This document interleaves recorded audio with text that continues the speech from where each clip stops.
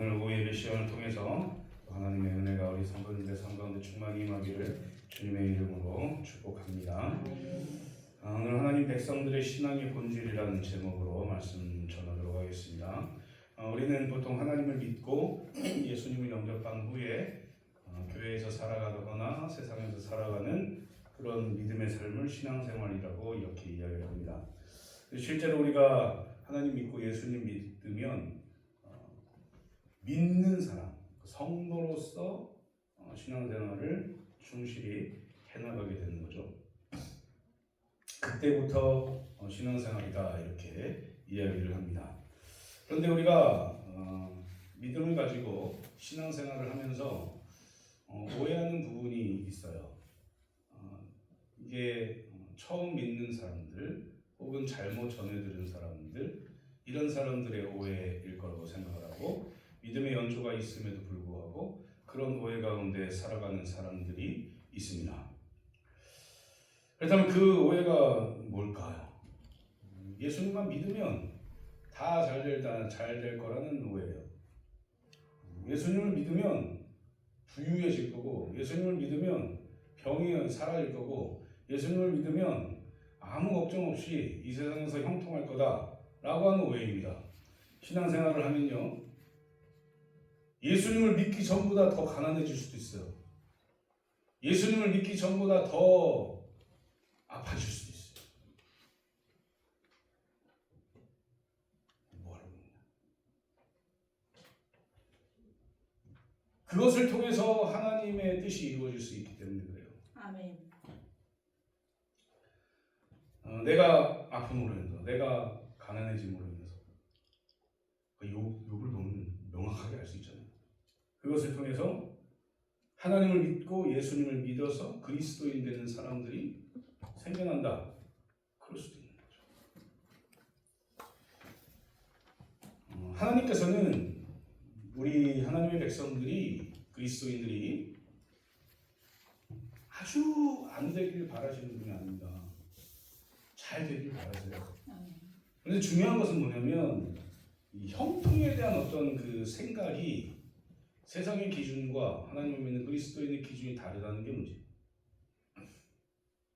세상이 바라보는 형통은요, 물질을 많이 얻고 건강하고 공부 잘 되고 뭔가 좋은 학교 가고 마치 절이나 이런 데서 베일기도 하고 기와에다 이름 써가지고 이렇게 돈 주고 사고 뭔가 이렇게 점치고 이렇게 하는 것처럼, 그런 게 세상이 생각하는 가치의 복이라고 형통함이라고. 그런데 그리스도인들의 이 형통함의 이 기준은 완벽하게 다릅니다. 잘 안 돼도요, 건강하지 못하게 될지라도 그게 형통이라고 생각되는 게 바로 그리스도인들의 삶이라는 거죠. 왜 그러냐? 그 삶 가운데에서 하나님을 만나면 그게 그리스도인들의 형통이기 때문에 그렇습니다. 아멘. 잘 되길 바라시죠. 저도 잘 됐으면 좋겠어요. 우리 성도님들 잘 살았으면 좋겠고, 우리 성도님들 건강했으면 좋겠고, 우리 성도님들 뭐 다 잘 됐으면 좋겠습니다. 그런데 잘 돼서 그게 그걸로 인해서 하나님의 뜻이 이루어지지 않으면 그건 형통한 게 아니에요. 사실은 불행한 거죠. 사실 잘못된 쓰임을 받는 건 불행한 것이다. 믿음을 가지고 신앙생활을 하는 그런 우리들에게 과연 형통의 복은 어떤 것이고 우리는 어떤 신앙을 가지고 살아가야 되는가, 이걸 오늘 우리가 한번 살펴보면서 은혜 나누는 시간 되기를 소망합니다. 오늘 말씀은 저는 요셉, 마리아 그리고 동방 박사들이 등장해요. 이 요셉과 마리아의 신앙 그리고 동방 박사들의 신앙을 통해서 우리는 어떤 신앙생활을 해야 될지를 오늘 발견하고, 그 신앙생활을 통해서 하나님의 은혜를 누리는 우리가 되기를 소망합니다. 그렇다면 하나님 백성의 신앙의 본질은 무엇인가? 첫 번째로 요셉과 마리아의 신앙입니다. 우선 예수님이 태어나기 전에 어떤 상황들을 보면 요셉과 마리아가 약혼을 했어요. 이 당시에 이 이스라엘의 결혼 풍습을 보면 약혼을 합니다. 그리고 1년 후에 결혼해요. 아시겠죠? 약혼을 해서 1년 후에 결혼을 하는데 이 약혼을 한 상태에서는 동침을 할 수가 없어요. 같이 살 수가 없다는 얘기죠. 뭐 같은 한 공간에 살아도 같이 잘 수가 없어요. 그러니까 임신이 되면 안 되잖아요. 그죠? 근데 이 마리아가 약혼한 약혼녀가 임신을 했어요. 이제 마리아 입장에서 보면 천사가 나타나서 주여사자가 나타나서 성령으로 잉태될 거다 이렇게 얘기했고 마리아가 죽을 수도 있거든요. 사실 간음죄로 몰려가지고 돌맞아 죽을 수도 있는 상황에서 그러면 하나님이 저에게 그런 은혜를 주셨으니 제가 알겠습니다 하고 수태를 받아요. 그래서 임신을 하게 되죠. 예수님을. 얼마나 마리아 입장에서는 죽음의 입장에서도 얼마나 영광스러운 일이겠어요. 근데 마리아는 그렇다 쳐요. 요셉의 입장에서 볼게요. 요셉의 입장에서 이들이 얼마나 믿음을 가지고 살았는지 우리가 봐야 되는 거예요. 어떤 신앙생활을 했는지. 요셉의 입장에서 보면 너무 화가 나는, 인간적으로 봤을 때는 약혼하고 그 1년 동안은 우리가 동침을 하지 않는데 약혼녀가 임신했어요. 어떤 생각이 들겠습니까? 누구야? 이렇게 하지 않겠어요? 요셉은 성경 보면 가만히 끊고자 했다. 이렇게 얘기합니다. 그러니까 기본적으로 성향이 선한 사람이었던 것 같아요. 그리고 나서 주의 사자가 요셉에게 현몽해서 마리아와 똑같이 이야기를 해줘요. 성령으로 잉태된 것이다. 마리아에게 잉태된 것이다. 이렇게 이야기를 해주죠. 요셉이 화가 나고 그냥 내쫓아도 됩니다. 이 당시의 풍습으로 와서는 이 마리아 그냥 내쳐도 돼요. 그런데 내치지 않고 사랑으로 감싸고 1년 동안 기다려요. 그리고 예수님이 탄생하는 거죠. 근데 예수님이 딱 탄생했어요. 이 요셉과 마리아 사이에서 예수님이 딱 탄생했어요. 얼마나 영광스러운 일이에요. 자신을 구원할 메시아가 탄생했어요. 누구한테요? 자기 부인 마리아에게서. 너무 영광스러운 일이겠죠. 그러면 이 영광스러운 자리에 있으면 이 요셉과 마리아는 어떻게, 인간적으로 보면 어떻게 해야 되냐면 부유하거나 어떤 큰 영광을 누리거나 큰 자리 하나를 차지해야 되겠죠. 왜요? 메시아를 낳았으니까. 그런데 이 예수님이 탄생하신 곳이 어디입니까? 마구간. 물론 그 당시에 이제 명절을 지내러 다 모이잖아요, 예루살렘. 그래서 방이 없긴 방이 없었어요. 빈 방이 없었단 말이에요. 그래서 빈 데가 거기밖에 없어서 이렇게 할 수도 있지만 찾다 못 찾아가지고 그 예수님이 거기서 탄생하셨단 말이에요. 돈이 있었으면 거기서 묵지 않았겠죠. 더 좋은 곳을 찾았겠죠. 돈이 있었으면. 근데 이 요셉과 마리아는 너무 가난했어요. 아까 오전 예배 때 적어도 5명의 형제가 있었다 이렇게 제가 말씀드렸잖아요. 5명 이상이었겠죠. 근데 요셉이 전승에 의하면 요셉이 빨리 죽었어요. 물론 결혼할 때도 나이가 좀 많았고 그래서 이제 좀 빨리 죽었겠죠. 그래서 이 마리아가 이제 아이들을 케어하면서 예수님이 그래서 목수 일을 하시는 거겠죠. 가업을 물려받아서. 그러니까 뭔가 우리가 생각하기에는 뭔가 예수님이 탄생했으면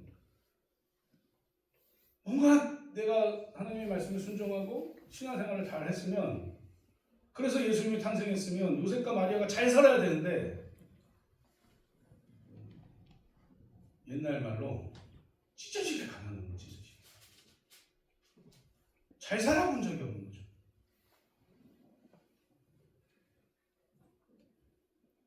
과부가 돼가지고 자식들을 키운다는 게 쉽지 않아요. 이 유대 땅에서는. 예수님이 장남으로서 일하시면서 막 이렇게 그렇게 목수로서 살면서 잘 본 적이 없습니다. 그래서 우리는 하나 깨달을 게 있는 거죠. 이 요셉과 마리아는 하나님이 맡기시는 사명을 잘 받고 하나님의 말씀에 순종해서 희생하면서 신앙을 지켜냈어요. 그런데 이들에게 돌아온 것은 사실은 가난이에요. 신앙생활 해야 되는 거. 그러나 우리가 간과하면 안 되는 게 있습니다. 예수님을 믿으면 구원을 받는다는 사실이에요. 그걸 봐야 된다는 거죠. 가장 영광스러운 자리가 거기입니다. 하나님이 계신 곳, 예수님이 계신 곳. 그곳에 우리가 부활체로 들어가는 것, 변형되어. 그게 가장 영광스러운 거죠. 그래서 우리는 이 땅에서 우리를 희생할 수도 있어야 되고, 마리아와 요셉처럼 내 것을 버리고 하나님의 말씀을 순종할 수 있어야 된다.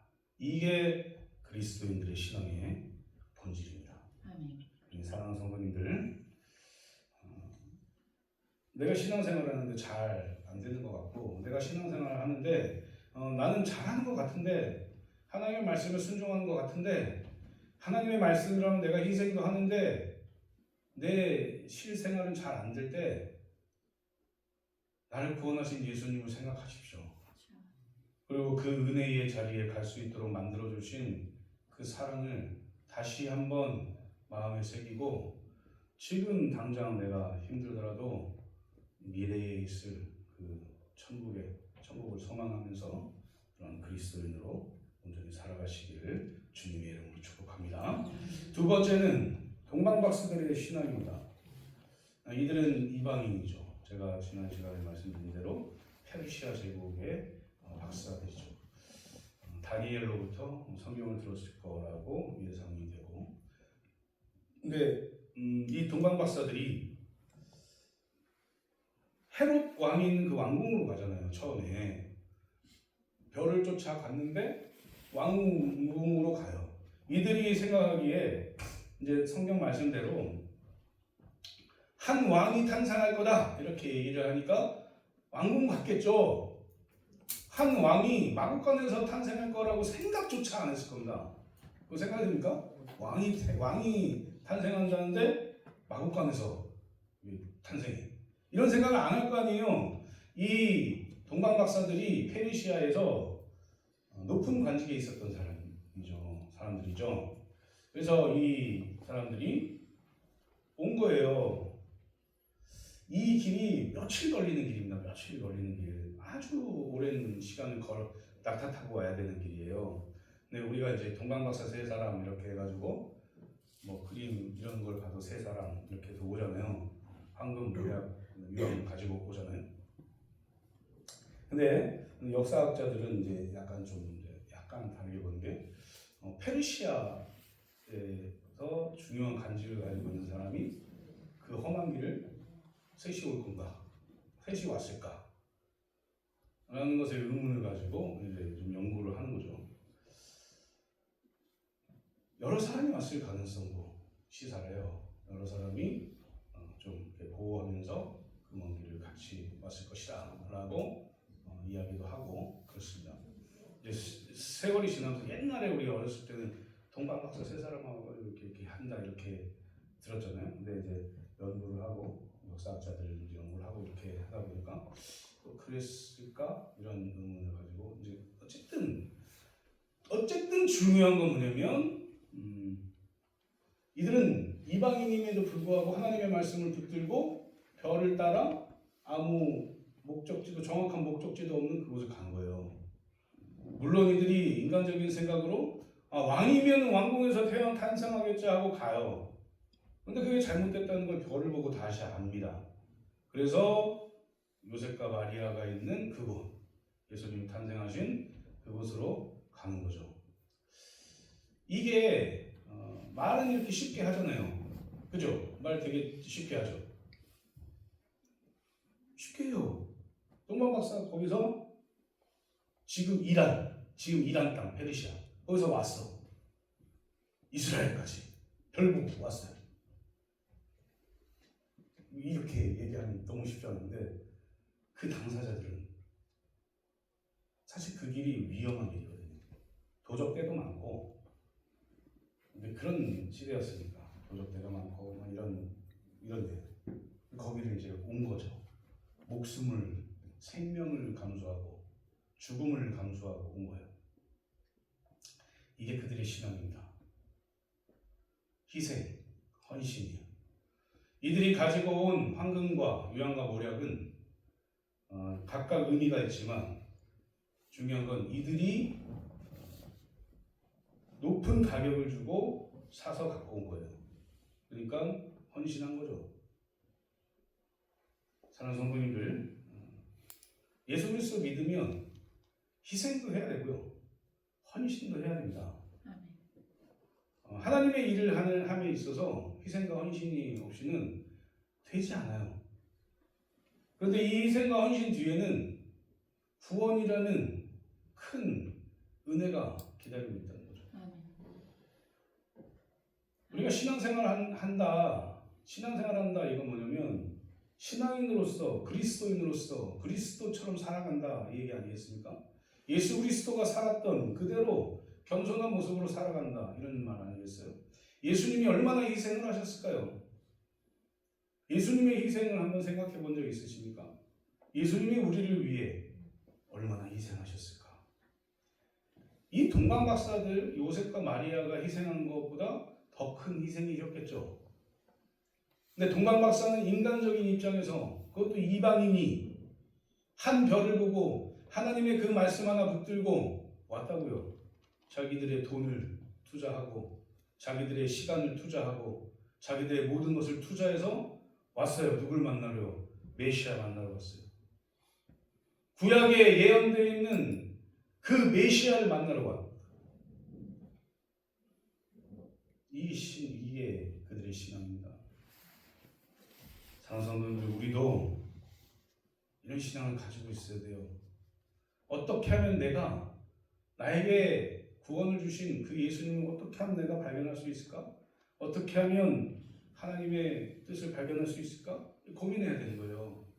신앙생활 한다고 하는데 그냥 그래 교회 와서 예배 드리고 귀합니다. 귀한데 예배 드리고 이제 끝 이렇게 하면 안 되고 내가 일상의 삶에서 어떻게 겸손하게 하나님의 뜻을 이룰까?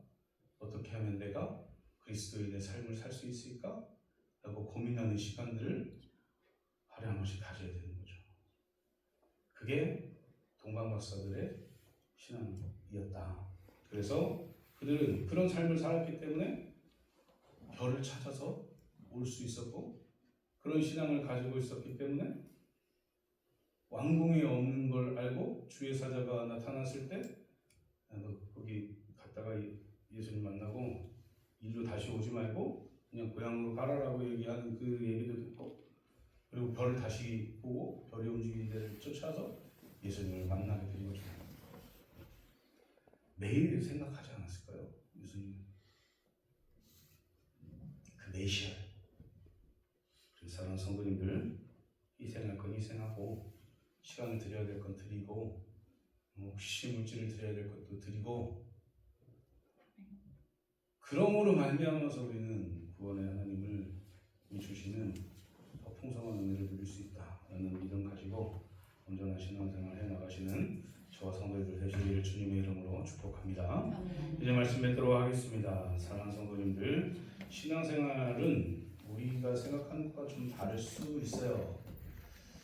신앙생활을 시작하기만 하면 뭔가 진이를 다 램프를 해가지고 진이가 뻥 나타나가지고 주인님의 소원은 무엇입니까? 이러면서 나는 부자가 되고 싶다 그러면 뻥 하고 막 돈이 생기고 이런 게 아니에요. 신앙생활. 우리가 요셉과 마리아 그리고 이 동방 박사들의 신앙을 보고 우리가 느낄 수 있어야 할 것은 신앙생활에는 구원받은 우리 그리스도인들이 해나가는 신앙생활에는 희생이 필요하다. 헌신도 필요하다. 생명을 거는 믿음도 필요하다. 그리고 하나님의 말씀에 순종하는 그 순종도 필요하다. 라는 사실을 기억하시고 예수님을 만나고 예수님이 나의 구세주로 믿어지고 성령이 이 안에 내주하는 우리가 어떻게 신앙생활을 해야 되는가 잘 고민하시고 하나님의 뜻을 이루시는 저 성도들 되시기를 주님의 이름으로 축복합니다. 이 시간에 우리 나의 기도하는 것보다 찬양하고 또 합심으로 기도하겠습니다.